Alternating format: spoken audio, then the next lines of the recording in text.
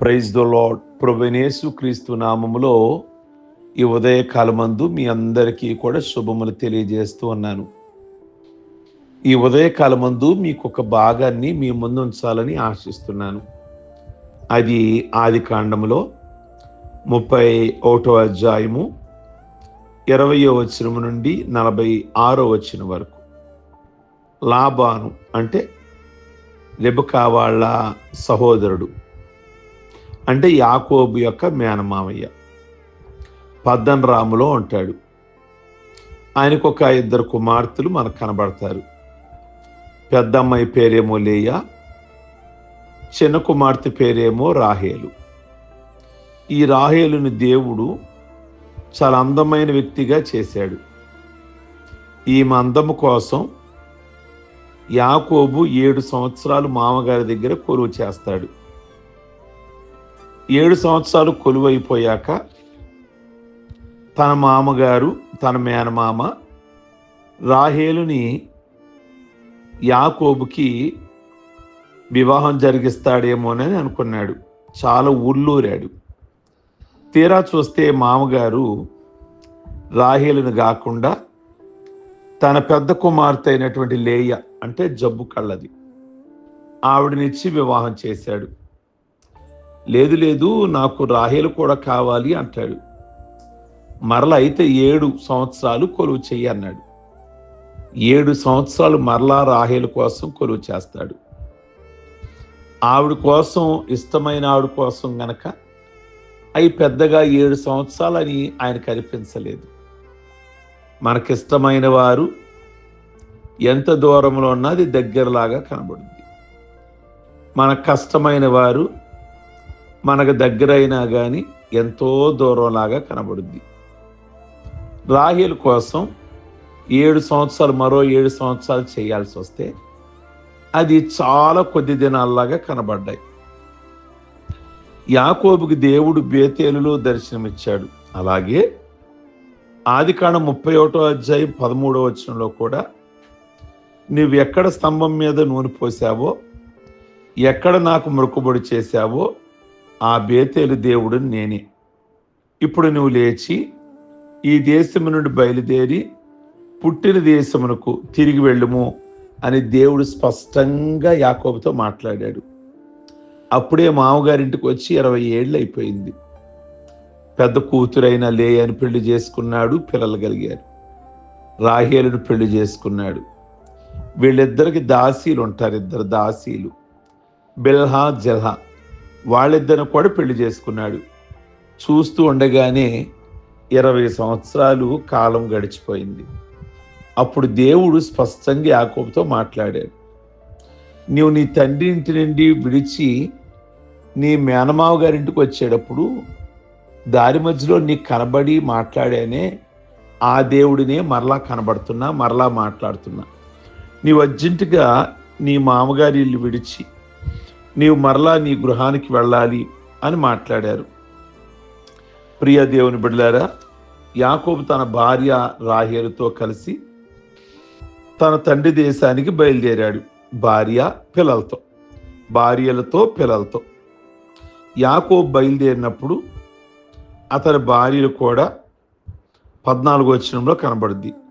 తమ తండ్రి ఇంటిలో వారికి పాలు లేదని చెప్పి యాకోబును ప్రోత్సహించారు. భార్యలు కూడా, అంటే లేయా, రాహేలు యాకోబుతో ఏకీభవించారు. మా నాన్న దగ్గర ఇంకా మాకంతగా ఆస్తిలో పాలు పంపులు కానీ, ప్రేమ కానీ మా నాన్న దగ్గర నుంచి మాకంతగా కనబడట్లేదు. నిజంగా మీరు చెప్పినట్లు మనం వెళ్ళిపోవడమే మంచిది అని యాకోబుని ప్రోత్సహించారు. ప్రియ దేవుని బిడ్డలారా, ఆ టయానికి మామగారి ఇంటికాడ లేడు. మామగారు కానీ బావమరుదులు కానీ లేరు. వాళ్ళు మందన మేపడానికో లేక కాస్త దూర ప్రయాణానికి వారు వెళ్ళారు.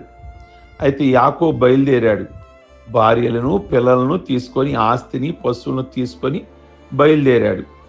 ఇది దేవునికి ఇష్టమైన ప్రయాణమై ఉన్నది కనుక వెళుతున్నాడు. రాహేలు కూడా దేవుని ఇష్ట ప్రకారమైన ప్రయాణములో మేము వెళుతున్నామని చెప్పుకుంది. ప్రియ దేవుని బిడ్డలారా, కానీ అక్కడ జరిగిన విషయాన్ని మనం గమనించాలి. రాహేలు భర్త వెంట నడుస్తూ ఉంది.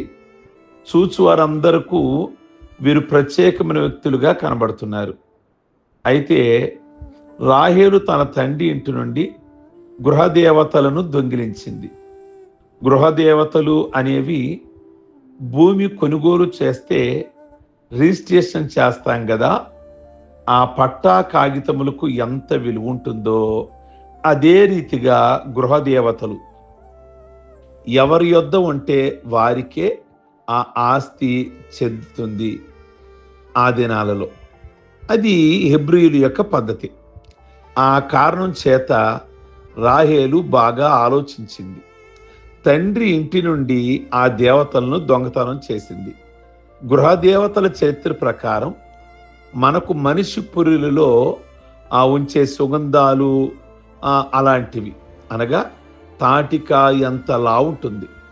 కాలక్రమంలో ఈ మనిషి పుర్రెల వలన భవిష్యత్తులో భయపడతాడేమో అని ఆ రోజుల్లో భయం కలగకుండా ఉండడానికి పుర్రి ఆకారములో, అదే ఆకారములో చెక్కతో అనగా కొయ్యితో చేసి అందులో సుగంధ ద్రవ్యాలను ఉంచేవాళ్ళు. మరి ఇక్కడ మనం ఆలోచించాల్సిన విషయం ఏంటంటే, రాహేలు ఈ గృహ దేవతలను ఎట్లా దాచిపెట్టగలిగిందో తెలియదు. ఇష్టమైన విషయాలను, డబ్బును కానీ బంగారం కానీ దాచిపెట్టుట స్త్రీలకి అది మంచి నైపుణ్యంగా ఉంటుంది. చాలా చాలా ఇష్టమైనవి వాళ్ళు గమ్మత్తైన ప్రదేశాల్లో దాస్తారు. బియ్యంలో డబ్బులు దాస్తారు, పప్పులలో దాస్తారు, ఎవరి కంట కనబడకుండా. రాహేలు మరి ఎలా దాచిందో కానీ దాచింది. రాహేలు చెప్పేది ఏంటంటే, మేము దేవుని మార్గంలో సాగుతున్నాము, దేవుని వాగ్దాన దేశానికి మా ప్రయాణం వెళుతున్నాము, కానీ ఇక్కడ దొంగ పని చేసి వెళుతుంది, దొంగ సామానులు దాచుకుంది. ఈనాడు విశ్వాసులైన వాళ్ళు కూడా చాలామంది మేము రక్షించబడ్డాం, దేవుని బిడలమే అని చెప్పుకుంటూ దొంగిలించే స్వభావం గనక కలిగి ఉంటే, దొంగిలించే బుద్ధిని గనక కలిగి ఉంటే అది విడిచిపెట్టాలి. పొరుగు వారి సొత్తు దొంగిలించేవారు కొందరుంటారు. యోహాను సువార్త 12వ అధ్యాయము 6వ వచనంలో ఇస్కరియోతు యూదా కూడా యేసయ్యని అప్పగించి ఆ డబ్బు సంచిలో వేసుకున్నాడు. యేసయ్య అన్నాడు, వీడు దొంగిలిస్తూనే ఉన్నాడని. ప్రియ దేవుని బిడలారా, అతను యేసయ్య శిష్యుడే అంటున్నాం కానీ దొంగ బుద్ధి పోలేదు. అదే రీతిలో కొందరు విశ్వాసులైనటువంటి వారు కూడా చాలా మంది భర్త జోబుల్లో కూడా డబ్బు దొంగిలించేవారు లేకపోలేదు. ఏంటండి అంటే, నా భర్తే కదా అంటారు. ఆయనే డబ్బు సంగతి అడిగితే తెలియదు అంటారు మళ్ళా. ఎందుకంటే వారి ఆదాయము వారిదే గనక. ప్రియ దేవుని బిడలారా, మరి బైబిల్ గ్రంథం మలాకీ 3:8లో ఒక మాట ఉంది, వచ్చే ఆదాయములో దేవుని భాగము ఒకవేళ దేవునికి ఇవ్వకపోతే వారిని కూడా దొంగతనము లేదా దొంగ బుద్ధి అని బైబిల్ గ్రంథంలో మనం చూస్తాము. నా దగ్గరే దొంగతనం చేస్తున్నారు అంటాడు ప్రభు. ఎవరైనా దేవుని భాగం గనక దేవునికి చెందకుండా వారు వాడుకుంటే ఆ మాట బైబిల్లో అక్కడ మనం చూస్తుంటాం. ఏదేమైనప్పటికీ కూడా ప్రియ దేవుని బిడలారా, ఇక్కడ రాహేలు మాత్రము చేస్తున్న పని తండ్రి యొద్ద నుండి ఆ వస్తువును దొంగిలించింది. అయితే యాకోబు తన భార్యలు చాలా దూరం వచ్చేశారు. అయితే ఇంట్లో లేడు. యాకోబు మామ వీళ్ళు బయలుదేరే సమయానికి లేడు. ఇప్పుడు ఊరి నుంచి వచ్చాడు. తీరా యాకోబు గాని, కుమార్తెలు గాని, పిల్లలు గాని, మనవాళ్ళు గాని లేరు, పారిపోయారని అర్థమైపోయింది. అప్పుడు లాబానికి చాలా కోపం వచ్చింది యాకోబు మామకి. అసలు కారణం ఏంటి? తన గృహదేవతలను అల్లుడే దొంగిలించుంటాడేమోనని అనుమానం. కానీ వాస్తవానికి అల్లుడు కాదు దొంగిలించింది, తన కుమార్తె అయిన రాహేలు. కనుక కోపంతో అల్లుడు వెంటపడ్డాడు. కానీ దేవుని మార్గంలో యాకోబుపై కోపం వద్దని దేవుడు లాబానుని హెచ్చరించాడు, మాట్లాడాడు. కనుక వచ్చి, నా గృహదేవతలు ఎందుకు దొంగిలించావు? అని అల్లుణ్ణి ప్రశ్నిస్తున్నాడు. మామ అల్లుళ్ళ మధ్య చాలా అపార్థాలు పెరిగిపోయాయి. పౌరుషాలు చూపించుకోవడానికి వాళ్ళిద్దరూ ప్రయత్నిస్తున్నట్లుగా మనకు ఆ భాగంలో కనబడుతుంది. యాకోబు నేను ఏ దోషం ఎరగనే, ఎందుకు ఈయన నన్ను దొంగ అంటున్నాడు అని చాలా బాధపడుతున్నాడు. ఈ పరిస్థితిని గమనిస్తున్నారా మీరు? మామ అల్లుళ్ళు తగు కారణం ఎవరో అర్థమైందా మీకు? కేవలము రాహేలు. దొంగిలించింది ఆవిడే గృహదేవతల్ని. ప్రియ దేవుని బిడలారా, రాహేలుకి లోకాశలు ఎక్కువ కనుక గృహదేవతలను రాహేలు దాచిపెట్టుకుంది. ఈ విషయం భర్త యాకోబుతో ఒక్క మాటైనా చెప్పల. లాబాను వచ్చి, అంటే రాహేలు వాళ్ళ నాన్న వచ్చి యాకోబు గుడారాలన్నీ వెతికేశాడు. అన్నిటినీ తడివి చూస్తున్నాడు. లేయా గుడారాలు వెతికి చూశాడు, దొరకలేదు. రాహేలు గుడారంలోకి వెళ్ళాడు వెతకడానికి. రాహేలు దగ్గరికి వాళ్ళ నాన్న వెళుతూ ఉంటే రాహేలు అంటది ఆ దొంగతనం చేసిన ఆ గృహదేవతని ఒంటి సామాగ్రిలో దాచిపెట్టి వాటిపైన కూర్చుంది. తండ్రి దగ్గరికి వెళితే అంటది, నేను లేవలేని పరిస్థితిలో నేనున్నాను, నేను కడగా ఉన్నాను అని అబద్ధము ఆడేస్తుంది. ప్రియ దేవుని బిడలారా, ఆవిడ ఒప్పుకోలేదు. తన తప్పును ఒప్పుకోవడానికి ఇష్టపడకుండా తప్పించుకోవడానికి ఇష్టపడింది. దేవుని ఇష్ట ప్రకారమైన భక్తి యాకోబు ఈరోజు ప్రియ దేవుని బిడలారా, ఇంటిలో రాహేలు దాచిన పాపం వలన ఏ దోషం ఎరగని యాకోబుకు, మామకు, లాబానుకు ఎంతటి తగువు అపార్థం వచ్చిందో, ఇంటిలో ఎంత గలిబిలి వచ్చిందో మనం గమనించాలి. ఈ గలిబిలి అంతటికి కారకులు ఎవరు అంటే రాహేలు దాచిన పాపమే కదా. ప్రియ దేవుని బిడలారా, దాచిపెట్టిన పాపం ఎంత కీడు తెచ్చిందో గ్రహించండి. భర్త పాపం దాచిన, భార్య పాపం దాచిన ఇంటిలో అసమాధానమే ఉంటుంది. కనుక అతిక్రమములు దాచువాడు వర్ధిల్లడు, వాటిని విడిచిపెట్టువాడు కనికరించబడును అని దేవుని వాక్యం ఉంది. రాహేలు దొంగ బుద్ధి.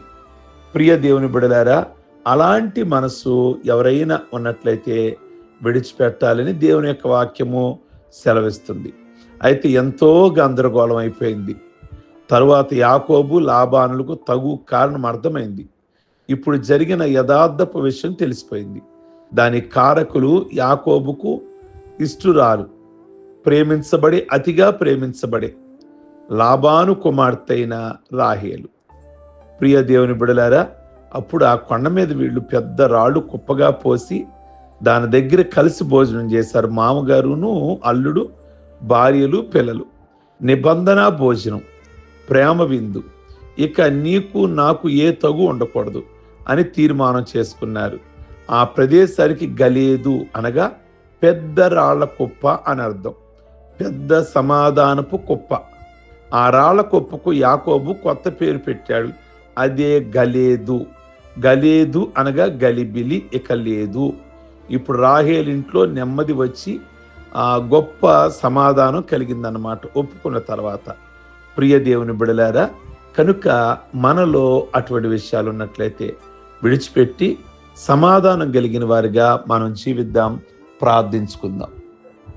సర్వశక్తి కలిగిన తండ్రి, ఈ ఉదయకాలమందు యాకోబు ఇష్టమైన భార్య రాహేలు, లాబాను యొక్క చిన్న కుమార్తె అయిన రాహేలు, నిజంగా ఆవిడలో ఉన్న అబద్ధము కుటుంబానికి అసమాధానం తీసుకొచ్చింది. కుటుంబం గందరగోళానికి గురయ్యారు. ఎప్పుడైతే తన తప్పును నిదానముగా ఒప్పుకున్నదో కుటుంబంలో గొప్ప నెమ్మది పొందుకోగలిగారు. ఈ ఉదయకాలమందు అతిక్రమాలను విడిచిపెట్టేవారు ఎవరైనా సరే దేవుని యొక్క కనికరము, సమాధానాన్ని పొందుకుంటారు అని వాక్యము సెలవిస్తుంది. ఈ ఉదయకాలమందు ఈ మాటలు వారి వారి కుటుంబాలకు దీవెన, ఆశీర్వాదకరంగా ఉంచి పెళ్లి రోజులు, పుట్టినరోజులు, రక్షణ పొందిన రోజులు జ్ఞాపకం చేసుకుంటున్న బిడ్డలందరినీ ఈ ఉదయకాలమందు దీవించి ఆశీర్వదించమని యేసు పరిశుద్ధ నామములో అడుగుచున్నాం తండ్రి. ఆమేన్. God bless you. ప్రభు మిమ్మల్ని దీవించును గాక. ఈ వర్తమానం మీకు దీవెనకరంగా ఉంటే అందరికీ ఫార్వర్డ్ చేయండి. లైక్ బటన్ నొక్కమని, కామెంట్ బాక్స్లో మీ అభిప్రాయాన్ని వ్యక్తం చేయమని మనవి చేస్తున్నాం. God bless you.